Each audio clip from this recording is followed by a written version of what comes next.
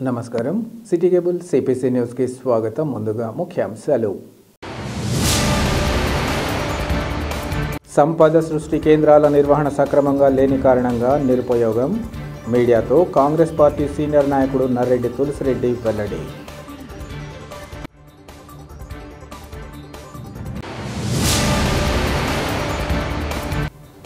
ఒంటిమిట్ట మండలం పెన్నపేరూరు గ్రామంలో జరిగిన ఘటన బాధితులపై తక్షణ చర్యలు చేపట్టాలి. బాధితుడు కదిరి ప్రభాకర్తో పాటు కుటుంబ సభ్యుల వినతి.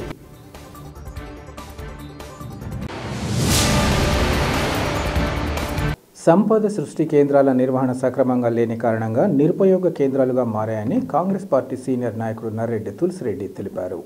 వేంపల్లెలోని తన కార్యాలయంలో ఏర్పాటు చేసిన విలేకరుల సమావేశంలో ఆయన మాట్లాడారు. స్వచ్ఛ భారత్ మిషన్ కింద రాష్ట్ర వ్యాప్తంగా గ్రామ పంచాయతీల్లో చెత్త నుంచి సంపద సృష్టించేందుకు సంపద కేంద్రాలు నిర్మించగా ప్రస్తుతం వాటిని పట్టించుకునే వారే కరువయ్యారన్నారు. పాలకుల తీరు కారణంగా గ్రామ పంచాయతీల్లో పారిశుద్ధ్యం పడకేసిందని, డయేరియా, డెంగ్యూ వ్యాధులు ప్రబలుతున్నాయని తెలిపారు. మరోవైపు పారిశుద్ధ్య సిబ్బందికి జీతాలు ఇవ్వకపోగా ట్రాక్టర్లు, ట్రైసైకిళ్లు మూలన పడ్డాయన్నారు. ఆయా కేంద్రాలు దిష్టి బొమ్మలుగా మారాయన్నారు. ఇప్పటికే నిర్మించిన సంపద కేంద్రాలను ఉపయోగంలోకి తీసుకురావాలని ఆయన కోరారు. ఇది ఇలా ఉండగా దేశంలో బీజేపీ పరిస్థితి రోజురోజుకు దిగజారుతోందన్నారు.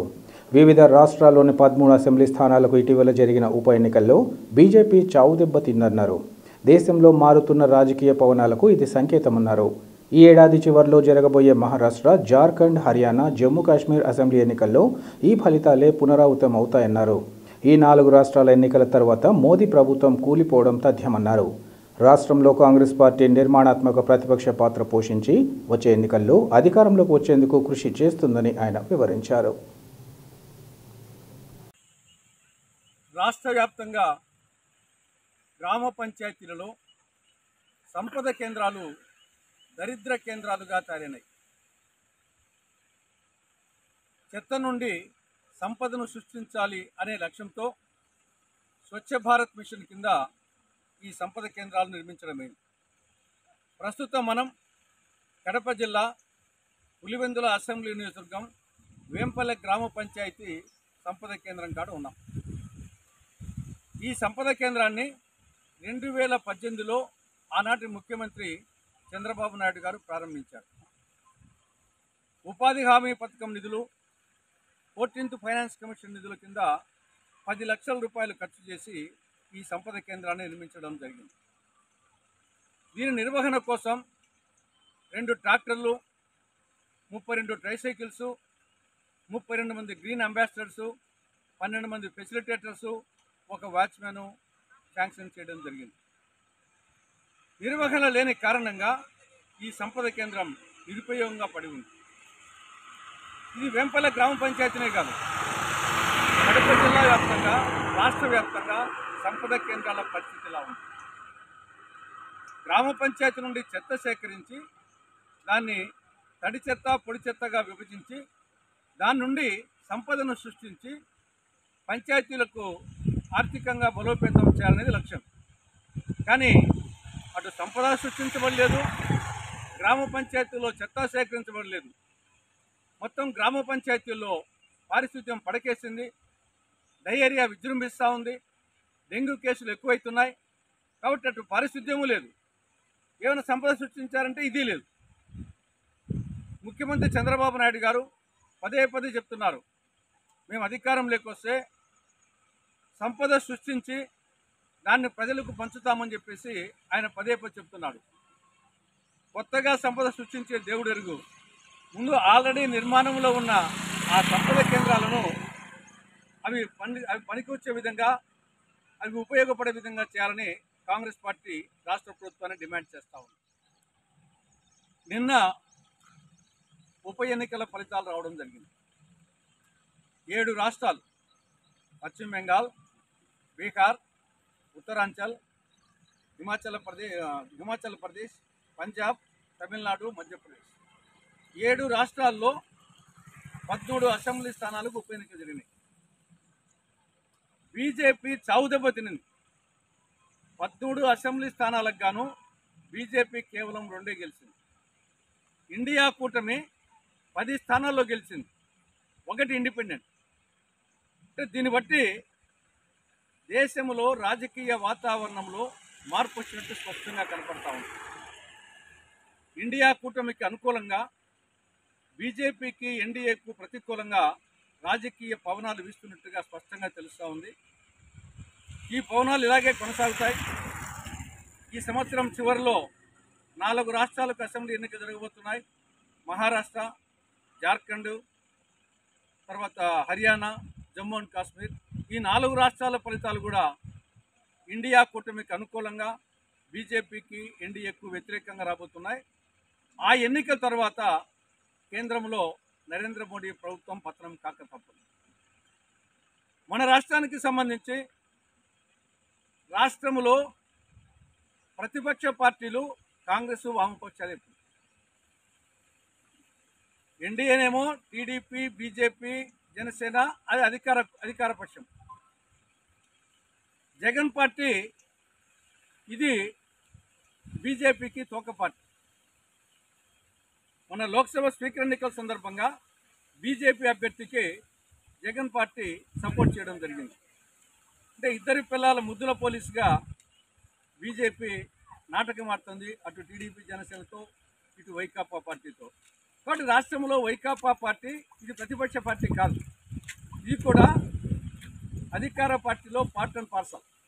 కాబట్టి రాష్ట్రంలో ప్రతిపక్షం అనేది కాంగ్రెస్, వామపక్షాలే.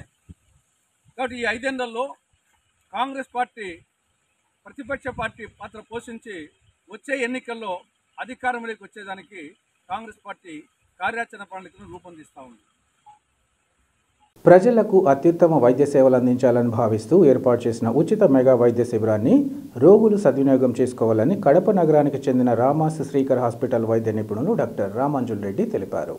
కడప నగర శివార్లలోని చింతకొమ్మదిన్న జెడ్పీ హైస్కూల్లో ఏర్పాటు చేసిన ఉచిత మెగా వైద్య శిబిరంలో డాక్టర్ రామాంజుల్ రెడ్డి పాల్గొని రోగులకు పరీక్షలు నిర్వహించి వైద్య సేవలు అందించారు. ఆస్తమా, దగ్గు, ఆయాసం, టీబీ, నెమ్ము, అలర్జీ, జలుబు, ఊపిరితిత్తుల్లో నీరు, గాలి చేరడం తదితర అనారోగ్య సమస్యలతో వచ్చిన ప్రజలకు మందులు అందించి సూచనలు, సలహాలు ఇచ్చారు. అలాగే మోకాళ్ల మార్పిడి, ఎముకలు, కీళ్ల శస్త్రచికిత్స నిపుణులు డాక్టర్ విశ్వేశ్వరరెడ్డి, గ్యాస్ట్రోఎంట్రాలజీ వైద్య నిపుణులు డాక్టర్ నారాయణ రెడ్డిలు కూడా శిబిరంలో పాల్గొని సేవలు అందించారు. వివిధ అనారోగ్య సమస్యలతో బాధపడుతున్న వారు సుదూర ప్రాంతాలకు వెళ్లకుండా కడపలోని తమ రామాస్ శ్రీకర మల్టీ స్పెషాలిటీ హాస్పిటల్లో సంప్రదించి తమ అనారోగ్య సమస్యల నుంచి కోలుకోవాలని సూచించారు. నిపుణులైన వైద్య బృందం, అనుభవం కలిగిన వైద్య సిబ్బంది తమ ఆసుపత్రిలో ఉన్నారని, తమ సేవలను రోగులు సద్వినియోగం చేసుకోవాలని కోరారు. ఈ కార్యక్రమంలో ఆసుపత్రి వైద్య సిబ్బంది ఇంకా వైద్యులు పాల్గొన్నారు. అందరికీ నమస్కారం అండి. శ్రీకర హాస్పిటల్ తరపున ఇక్కడ చింతకొమ్మదిన్న మండలం హై స్కూల్లో ఉచిత మెడికల్ క్యాంపు ఏర్పాటు చేయడం జరిగింది. ఇందులో భాగంగా మా హాస్పిటల్ తరపున ఊపిరితిత్తుల విభాగం నుంచి నేనైతే డాక్టర్ రామాంజుల్ రెడ్డి, ఎముకల విభాగం నుంచి డాక్టర్ విశ్వేశ్వరరెడ్డి, సర్జికల్ విభాగం నుంచి డాక్టర్ నారాయణ రెడ్డి, తర్వాత ఫిజిషియన్ విభాగం నుంచి డాక్టర్ చంద్ర గారు ఇక్కడ అటెండ్ అవ్వడం జరిగింది. అయితే మా హాస్పిటల్ తరపున ఏవైతే సేవలు అందిస్తున్నామో ఇక్కడ కూడా ఈ ప్రజెంట్ ఇక్కడ నిర్వహించినటువంటి ఈ ప్రదేశంలో బ్లడ్ ఇన్వెస్టిగేషన్స్ కావచ్చు, లేకుంటే ఊదే పరీక్షలు కావచ్చు, బోన్ స్కాన్లు కావచ్చు, ఉచితంగా మందులు ఇవ్వడం కావచ్చు ఏర్పాటు చేయడం జరిగింది. అయితే ఈ అవకాశాన్ని వినియోగించుకోవడానికి వచ్చినటువంటి ఈ చుట్టుపక్కల ప్రాంత ప్రజలందరికీ కూడా నా ధన్యవాదాలు తెలియజేసుకుంటున్నాను. ఇవే కాకుండా ఓన్లీ ఈ ఒక్కరోజు మాత్రమే ఇక్కడ చేస్తున్నామని అనుకోవాల్సిందే లేదండి. హాస్పిటల్ తరపున ప్రతి నెల ఉచితంగా మెడికల్ క్యాంప్స్ నిర్వహించడం జరుగుతుంది. చుట్టుపక్కల ఉన్నటువంటి అన్ని ఊర్ల వాళ్ళకి అందుబాటులో ఉండే విధంగా ప్రతి 3 నుంచి 4 వారాలకు ఒకసారి ఏర్పాటు చేయడం జరిగింది. ఇవే కాక ప్రతి నెల హాస్పిటల్లో కూడా 4వ వారం ఉచిత పరీక్షల దగ్గర నుంచి మొదలుకొని ఎముకల పరీక్షల వరకు అన్నీ కూడా ఉచితంగా ఏర్పాటు చేసి మందులు ఇవ్వడం జరుగుతుంది. ప్లస్ గవర్నమెంట్ పథకాలైనటువంటి ఎన్టీఆర్ వైద్య సేవ కావచ్చు, లేకుంటే రకరకాల ఇన్సూరెన్సెస్, అన్ని రకాల ఇన్సూరెన్సెస్ హాస్పిటల్లో అందుబాటులో ఉంచడం జరిగింది. సో అన్ని రకాల ఆపరేషన్లు అంటే ఎముకలు విరిగిన దగ్గర నుంచి మొదలుకొని మోకాల మార్పిడి వరకు, తుంటి మార్పిడిల వరకు అన్నీ కూడా అందుబాటులో ఉండడం జరుగుతుంది. ఇవే కాకుండా సర్జికల్ విభాగం నుంచి డాక్టర్ నారాయణ రెడ్డి గారు ఏవైతే ఉన్నారో అన్ని రకాల ఆపరేషన్లు ఎన్టీఆర్ వైద్య సేవ కింద, ఇన్సూరెన్సెస్ కింద, క్యాష్లెస్ స్కీమ్స్ కింద, ఈహెచ్ఎస్ కింద ఫ్రీగా అందించడం జరుగుతుంది. సో ఈ చుట్టుపక్కల ప్రజలందరూ కూడా సద్వినియోగం చేసుకోవాలని కోరుచున్నాము. ప్లస్ ఇవే కాకుండా అన్ని రకాల కౌన్సిలింగ్స్, ఏదైనా జబ్బులకు సంబంధించి కొంత మందుల రూపంలోనే కాకుండా వివిధ రకాల కౌన్సిలింగ్స్, అంటే ఎలా ఉంచుకోవాలి, ఎలా దాని నుంచి మనం కాపాడుకోవాలి, అన్ని రకాల కౌన్సిలింగ్ సెషన్స్ కూడా మేము హాస్పిటల్లో ఉచితంగా ఏర్పాటు చేయడం జరుగుతుంది. ప్రతి వారము డాక్టర్ విశ్వేశ్వరరెడ్డి గారు ఏదైతే ఎముకల విభాగానికి సంబంధించి ఉదయం 9 గంటల నుంచి సాయంత్రం 9 గంటల వరకు కూడా అందుబాటులో ఉంటున్నారు. సో ఏదైనా మీరు తెలుసుకోవాలన్నా, లేకుంటే పరీక్షలు చేసుకోవాలన్నా, లేదు ఉన్న కండిషన్లు బయట ఎక్కడైనా చేయించుకొని ఉన్నా కూడా మీకు సలహాలు సూచనలు కావాలన్నా కూడా మేము నిరంతరం అందుబాటులోనే ఉంటున్నాము. సో మాకు ఇక్కడికి వచ్చి సహకరించినటువంటి మీడియా మిత్రులకి, ఈ హాస్పిటల్కు సంబంధించి మేము ఇక్కడ క్యాంప్ ఏర్పాటు చేసుకోవడానికి ముఖ్య కారకులైనటువంటి ఈ స్కూల్ హెడ్ మాస్టర్ గారికి, పర్మిషన్ ఇచ్చినటువంటి ఎంఈఓ గారికి, ఈ ఊరి ప్రెసిడెంట్ అయినటువంటి ప్రెసిడెంట్ గారికి, చుట్టుపక్కల తోటి డాక్టర్లకి, సహకరించినటువంటి ఈ యొక్క ప్రజలకు అందరికీ కూడా మా ధన్యవాదాలు తెలుపుకుంటున్నాము. Thanks for support and everything అండి. సో సేవలను వినియోగించుకోవాలని కోరుచున్నాను.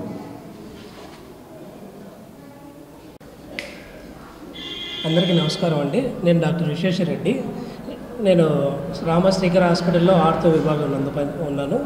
మా హాస్పిటల్ నందు ఆర్థోకి ఎన్టీఆర్ వైద్య సేవ నందు ప్రైవేట్ ఇన్సూరెన్స్లు అన్నీ ఉన్నాయండి.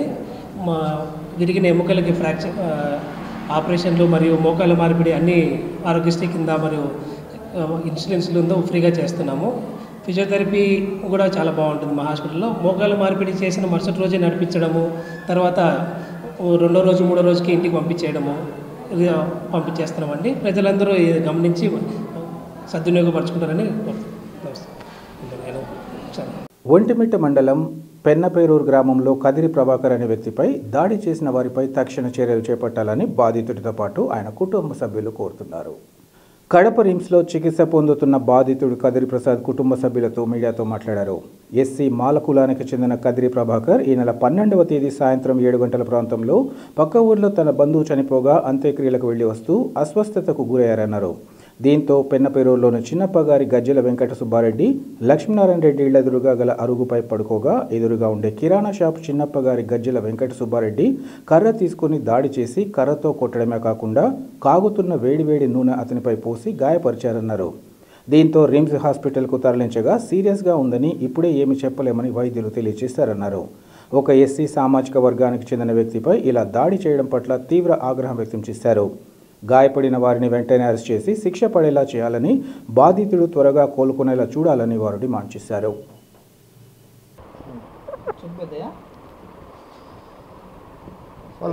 మేము గంగపేరు నుంచి ఒక మనిషి ఆ సేలు మేము చేసుకుంటామయ్యా. ఆ ఇంటికల్లా ఆయన మళ్ళీ సుబ్బయ్య ఆయన కొడుకు చచ్చిపోయిండు. నిన్న పొద్దురాంచి అన్నే కూర్చొని ఉన్నా. వాళ్ళ మనిషి తిని ఇక్కడ అన్నం తినలేం కదా, చిన్నగా నడుచుకుంటా ఆడికి వచ్చిన ఆడికి ఆ అంగటికాడికి ఏమన్నా తీసుకుందామని యువతలో ఒక అంగడి ఉంది, అవతల ఒక అంగడి ఉందిలే. పుల్లింగ్ తీసుకొని తాగుదాం అనుకున్నా. కూర్చున్నా శాంతిసేపు లేకుండా. ఆమె ఏం రేటు కూర్చున్నావు అని వచ్చిండు. ఫస్ట్లో ఏదన్నా నీరసంగా ఉందిలే సుబ్బారెడ్డి అంటే, నీరసం మొట్టలేదు పోరా మళ్ళీ అక్కడ మీ ఇళ్ళకాడ మీరు పోండి అంటాను. దానికి ఏమన్నా నేను ఆమె మళ్ళా కాలుతో కొట్టిండు, కాలుతో అన్నాడు. ఒకసారి ఉండు స్వామి మీరు వచ్చేప్పుడు నేను పొతలేయా, నేను ఏం చేసినాయా అంటానే ఉండా. చేసిందిలే మొట్టలేదు మళ్ళీ అక్కడ లేయి అంటాడు. కింద ఆవల్లో కూర్చున్నాను నేను, వాళ్ళ ఇంటి పక్కన కూర్చోవాలా.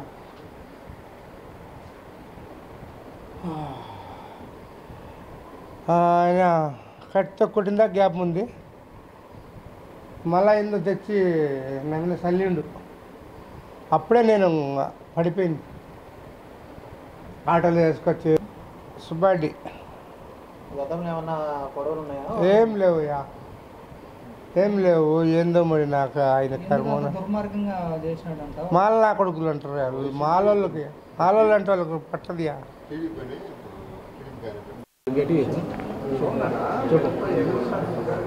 అది ఇదే సార్, ఇది మా ఊరు పక్కన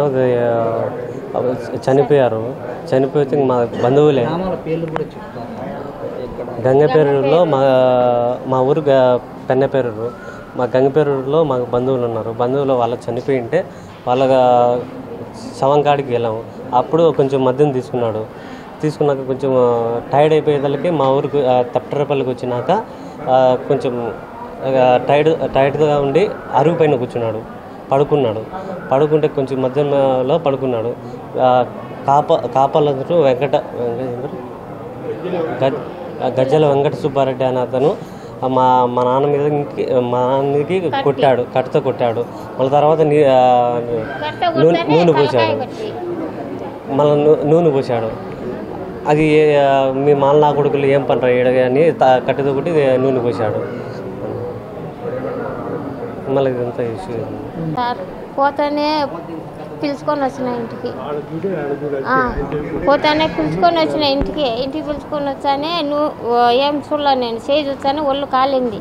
కాలుతానే ఆమెను వచ్చి ఏం కాలలేదురా నా కొడుక, ఏంది ఇట్లా పోసినవు అని అంటే పోసినాను. నేను పోసిన ఏమని చేసుకోపో, డాక్టరావు చేసుకోపో, ఏమని సేము చేసుకోపోని ఇంత లావు మాటలు మాట్లాడినాడు. వాళ్ళందరూ వచ్చి నన్ను కొడుకు నువ్వు కొడుకు పండుకోయాడా చూస్తారు అందరూ అని చెప్పి నువ్వు ఆడతాడు. కొట్టబోయినాడు, కొట్టబోయేసేదానికి మళ్ళీ అందరు వచ్చినారు, ఆడోళ్ళు వాళ్ళంతా కుటుంబం అంతా వచ్చింది నా మీదకి. మా ఇంటి ఆయన మీదకి దారి చేసిన నా మీదకి నేను పోయినా ఇంటి మీదకి ఎందుకు కాల్చినావురా, ఏం కథరా ఇది, ఏమన్నా పోరా అంటే పోరా, నీ అరుగు మీద పనుకున్నాడని నీ ఇంటికాడ పనుకోలే, నీ వాకిలి కాడ పనుకోలేదు కదా, ఎన్నో ఆడ పనుకున్నంత నీకేం పని అని అంటే అని అంటాడు. వార్తలు ముగించే ముందు ముఖ్యాంశాలు మరోసారి. సంపద సృష్టి కేంద్రాల నిర్వహణ సక్రమంగా లేని కారణంగా నిరుపయోగం, మీడియాతో కాంగ్రెస్ పార్టీ సీనియర్ నాయకుడు నర్రెడ్డి తులసిరెడ్డి వెల్లడి.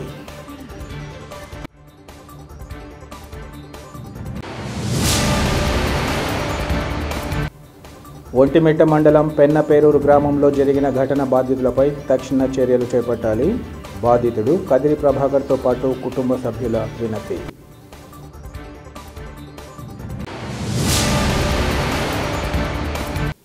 సిటీ కేబుల్ సిపిసి న్యూస్ ఇంతటితో సమాప్తం. నమస్కారం.